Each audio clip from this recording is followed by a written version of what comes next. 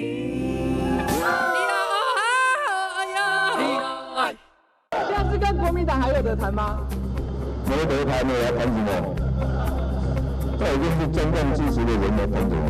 rough divide. Taiwan's two opposition parties who once said they'd work together are now drawing lines in the sand. China is Taiwan's biggest trade partner and security threat.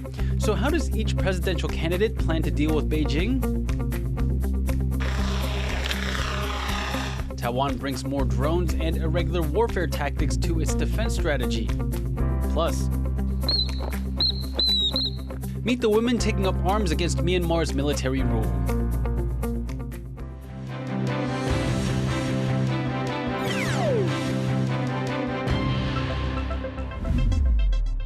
Welcome to TaiwanPlus News. I'm Leslie Liao with 30 minutes of the latest. Thanks for joining us. We're 10 days out from Taiwan's presidential elections, and candidates are rolling out their motorcade campaigns. Tiffany Wong brings us an update. Meeting voters where they are. With elections just 10 days away, Taiwan's presidential candidates are ramping up efforts to connect with voters. And politicians here have no shortage of strategies to do just that. From appearances at temples to canvassing at crowded intersections. And now, with official motorcade campaigns. The two opposition candidates smiled and waved at supporters from their new fleet of campaign cars, but couldn't help exchanging barbs with their opponents on the issue of China, which has driven a wedge between candidates and voters in a hotly contested election season. Former Taipei Mayor Ko Wen-je of the Taiwan People's Party slammed his opponent, Hou You-yi of the Kuomintang, or KMT, for bringing up an agreement between their parties to form a coalition government after the election, saying the deal is over.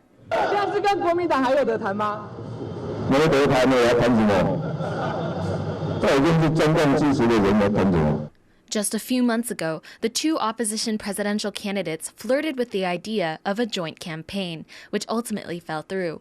But they promised their parties would work together in the legislature. And now, the chance of cooperation seems slim for their parties as they battle it out on the campaign trail, lobbing jibes at each other and at the ruling Democratic Progressive Party candidate, Lai Ching-te.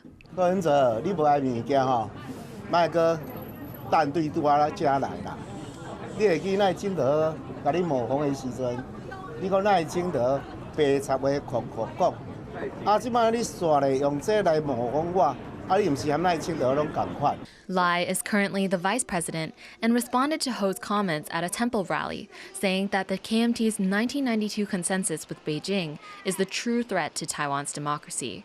中国国家主席习近平已经多次定义9·2共识，就是一个中国原则，台湾一国两制的方案。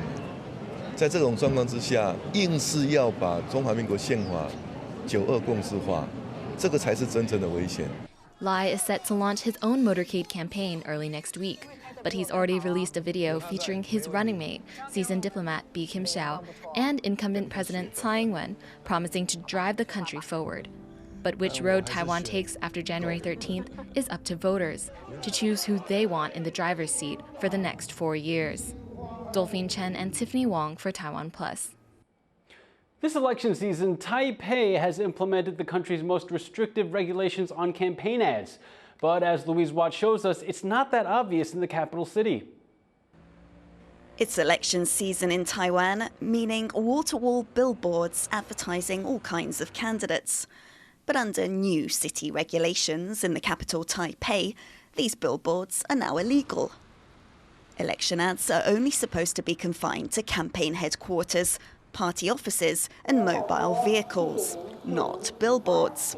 那以往我们大概规定只有在公共设施你不能去做设置竞选广告物。那我们现在规定的话，除了公共设施不行以外，其私人场所大概我们也不允许设置。 Candidates' faces plastered across buildings are just one of the ways that elections are pervasive in Taiwan. Party rallies whip up support, sometimes with the help of rock stars. And election news and debates are covered on 24-hour TV channels. Observers say Taiwan's election rallies, talk shows and election material like billboards helps explain the high levels of political engagement among voters here. In the last national elections in 2020, nearly 75% of voters turned out. That's more than in some well-established Western democracies.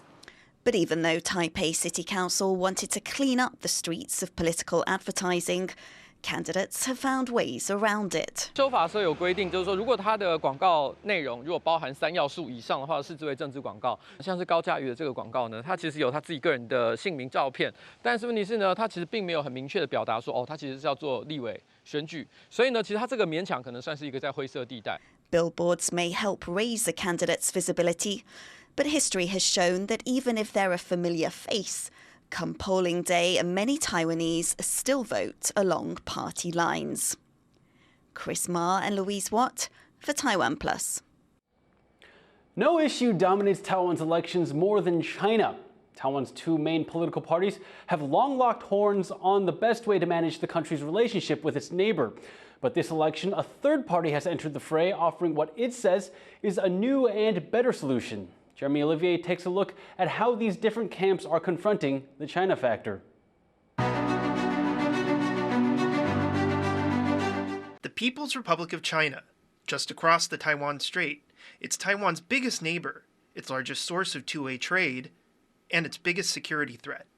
That's because China claims Taiwan as its own, and increasingly threatens to take the island nation by force. So how to manage relations with this large and imposing neighbor is the big question in Taiwan politics, with the country's various parties offering competing visions of healthy cross-strait ties. For 4 decades, Taiwan was a one-party dictatorship, governed by the Kuomintang, or KMT, the party of the Chinese nationalists who fled to Taiwan after China's Civil War. They were the sworn enemies of the Chinese communists, and jailed or executed anyone they suspected of collaborating with China. But today, the KMT promotes friendlier China ties under something called the 1992 Consensus. That's an unwritten agreement between the KMT and the Chinese Communist Party that says both sides of the Taiwan Strait belong to one China. The KMT says it allows Taipei and Beijing to have their own understanding of what that means. The 1992 Consensus has become a major focus of the current presidential race. KMT candidate Hou You-yi supports the idea, but says it needs to be in line with the Constitution of the Republic of China, Taiwan's official name. 我接受合乎中华民国宪法的9·2共识，我反对一国两制的9·2共识，我更坚决反对蔡英文总统污蔑化的9·2共识。 Hou's main rival, incumbent Vice President Lai Ching-te of the Democratic Progressive Party, has a different view of the relationship. His party prefers a more cautious approach to China, something emphasized by outgoing President Tsai Ing-wen. Under her 8-year DPP administration, Taiwan has pushed for better relations with what it calls like-minded partners, such as the US and Japan. It's also boosted defense spending and worked to diversify trade and investment away from China. Lai has promised to continue on that path should he win the presidency, saying the KMT is stuck in the past when it comes to cross-strait relations. He and the DPP reject the 1992 Consensus, arguing that it's simply another way of accepting Beijing's view that Taiwan is part of its territory. But he's promised to work on repairing the relationship, as long as Beijing agrees to cooperate with him. 我愿意跟中国进行交流合作，促进两岸人民的福祉。我会不卑不亢，维持现状。 But Hou and Lai are not the only ones looking to win this election. Former Taipei Mayor Ko Wen-je has brought his own ideas on China to the race, as the candidate for his third force Taiwan People's Party. Founded by Ke only 4 years ago, the party has yet to form a solid platform on many issues, mostly selling itself as an alternative to Taiwan's two-party deadlock. The Taiwan People's Party's official stance on cross-strait relations is to maintain peace with China while upholding Taiwan's sovereignty. Ke says the KMT and DPP's China approaches have failed time and again.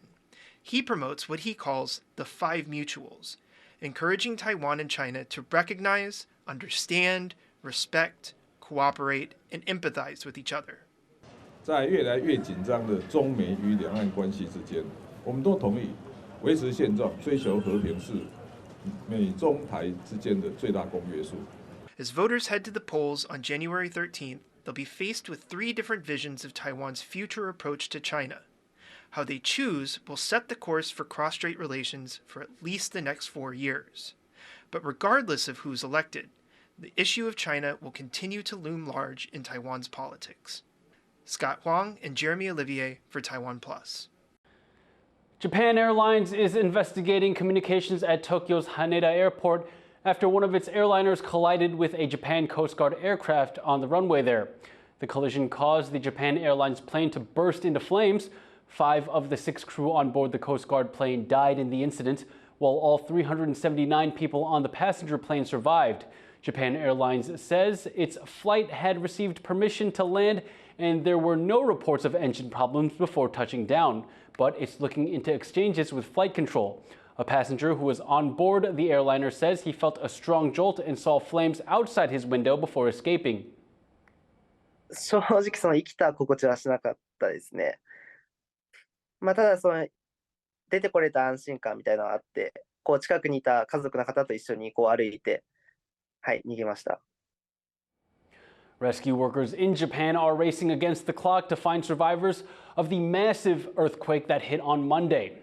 At least 62 people were killed after the 7.6 magnitude tremor shook Noto Peninsula, toppling houses and triggering tsunami alerts. Tens of thousands of residents who were evacuated are awaiting for essential supplies to arrive. Coming up, what's it take to be a zookeeper in Taiwan? Find out after the break.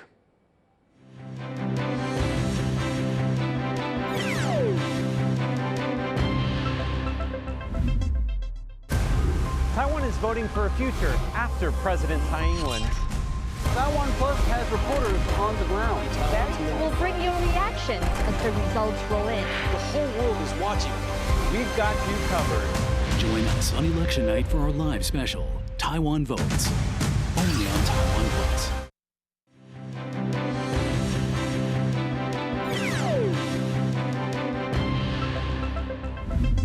Welcome back. You're watching TaiwanPlus News. For several years, Taiwan has been trying to boost its asymmetric military capabilities. That would make it more difficult for China to successfully invade the nation. As part of our special series on defending Taiwan, Jaime Okan looks at how the country is increasingly looking to drones as part of that strategy.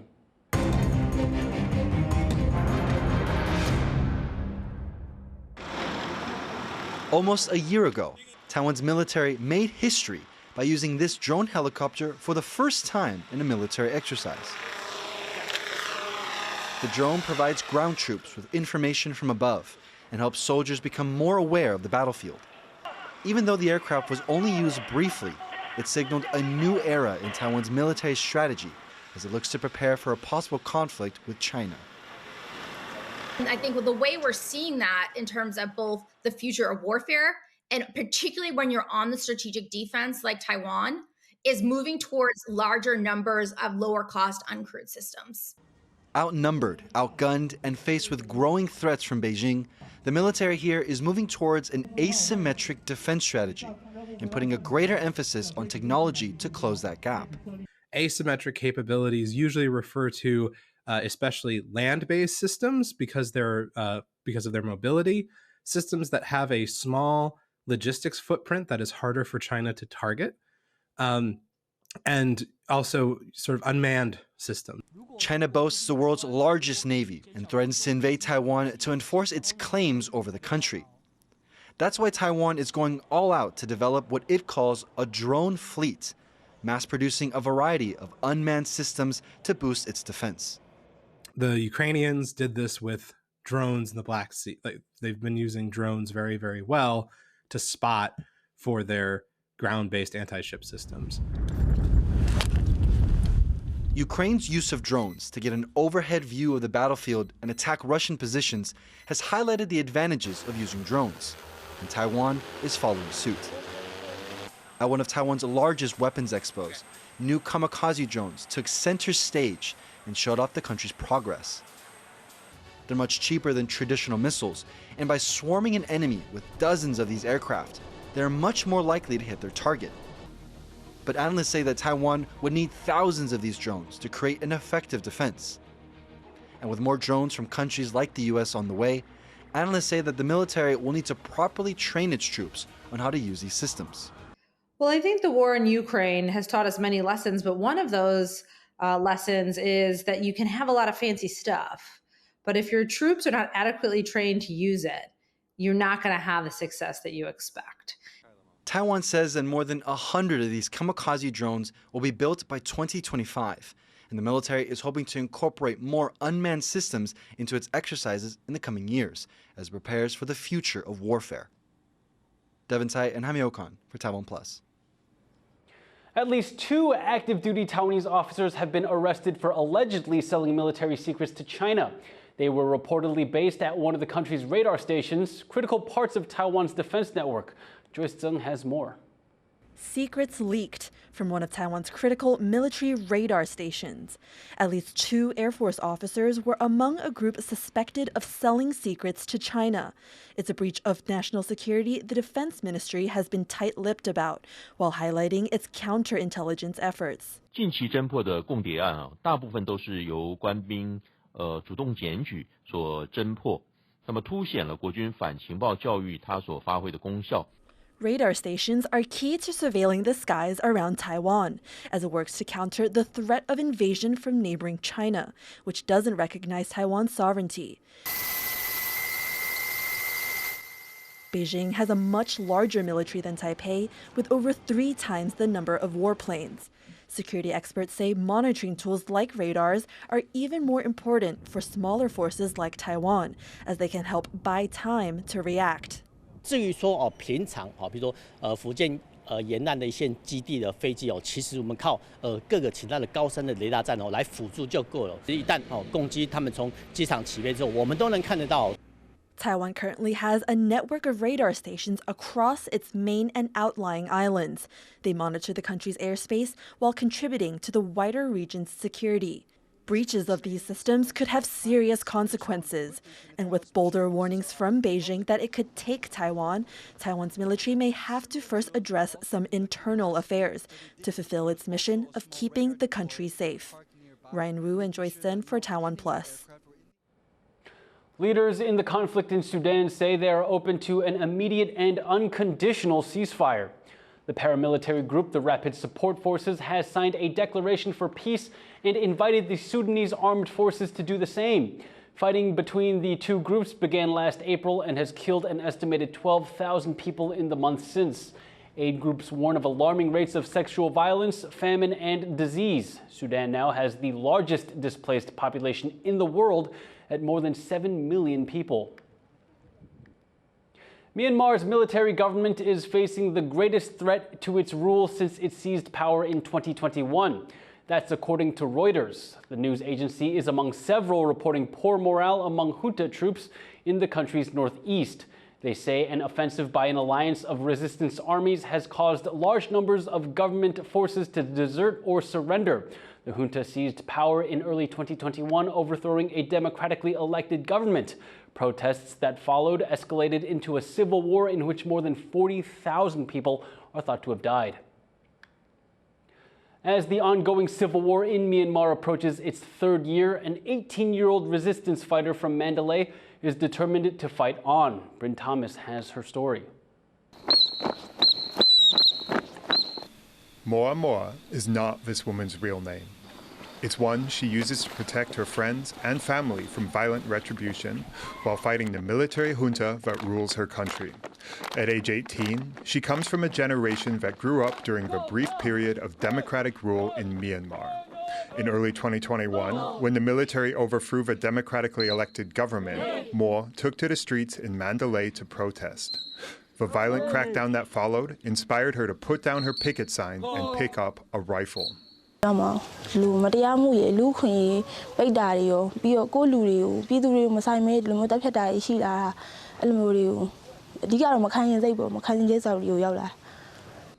Moa is one of around 100 women to join the Mandalay branch of the People's Defense Force.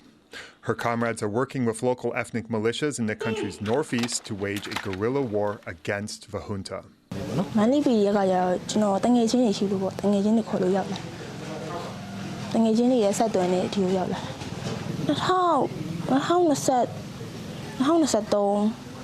9လပိုင်းလောက်ကရောက်တာအဲ့မှာတင်တန်းတွေပါတက်ပြီးတော့မန္တလေး PDF ကကြအဓိကကျွန်တော်မန္တလေးသူလေမန္တလေးသူဆိုတော့မန္တလေး PDF ထဲရောက်တာ By taking up arms, women in the militia are breaking gender norms in the majority Buddhist country.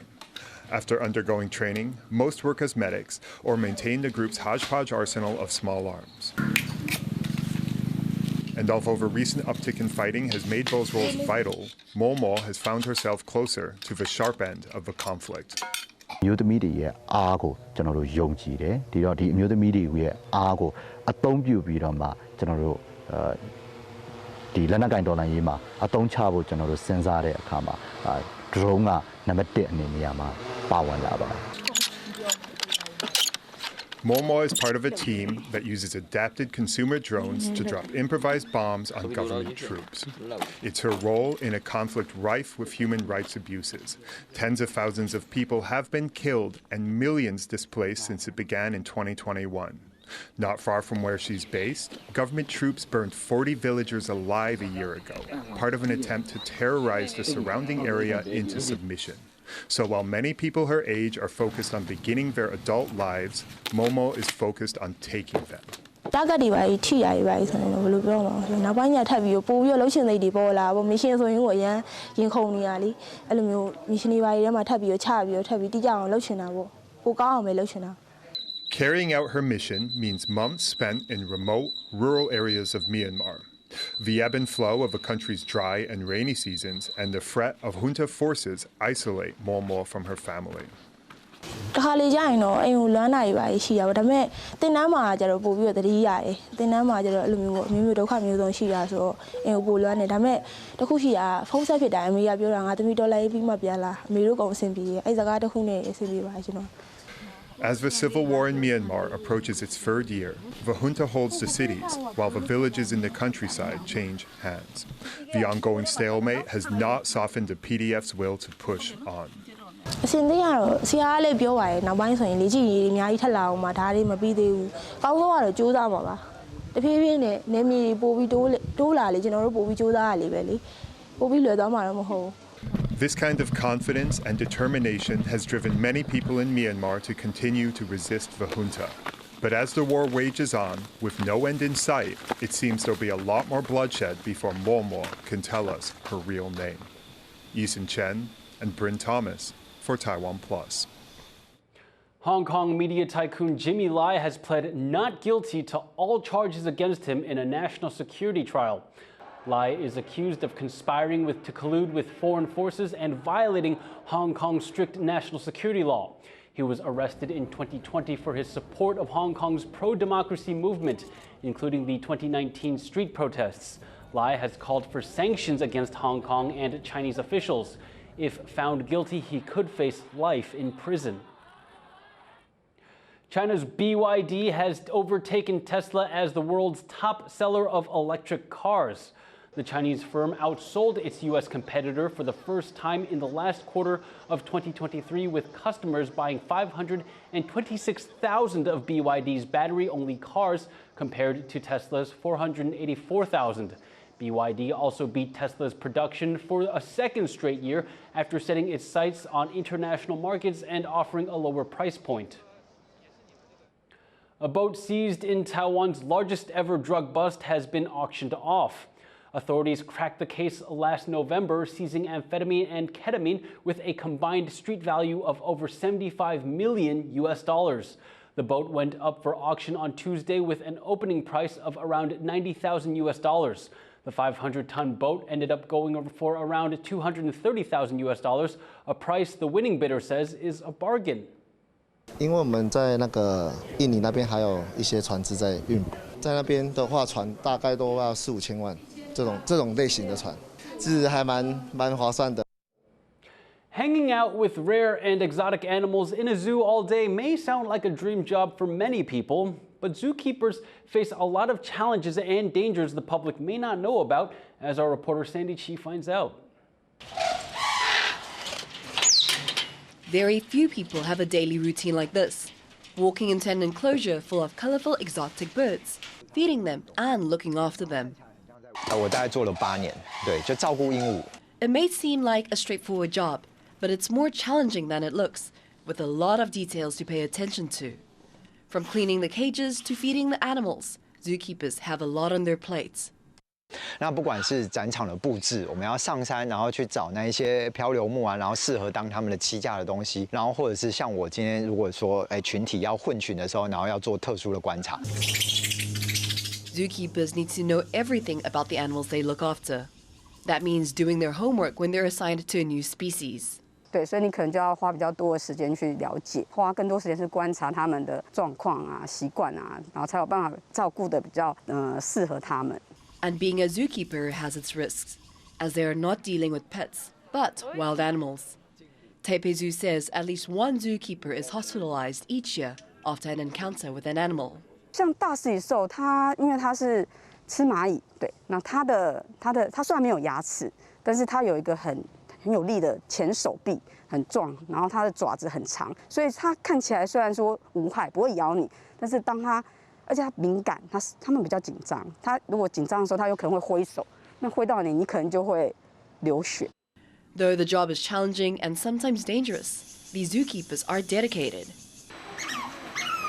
觉得我喜欢呐，对，那我觉得就是你要对动物真的是喜欢，对啊，那有这份热忱，对，才可以做得长久。最喜欢就是看动物乖乖吃饭，正常大便，对。然后不要打架，不要受伤，不要生病，就是我们最开心的事情。This job certainly has its unique dangers and challenges, but for these animal lovers, it's definitely a keeper. Isampan and Zani Chi for TaiwanPlus. Thank you for watching TaiwanPlus News. I'm Leslie Liao. Take care, and I'll see you next time.